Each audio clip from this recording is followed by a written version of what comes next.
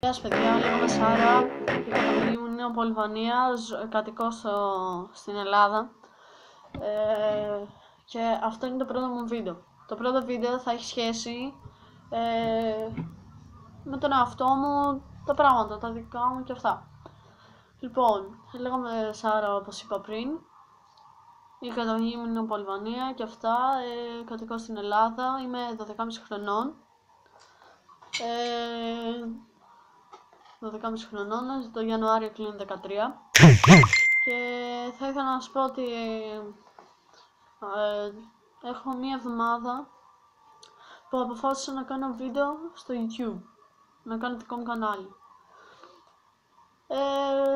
Ας μιλήσουμε για τον εαυτό μου λίγο, με τα αθλήματα που μου αρέσουν. Τα αθλήματα που μου αρέσουν βασικά είναι το ποδόσφαιρο και ό,τι έχει σχέση με το τρέξιμο, ό,τι έχει σχέση.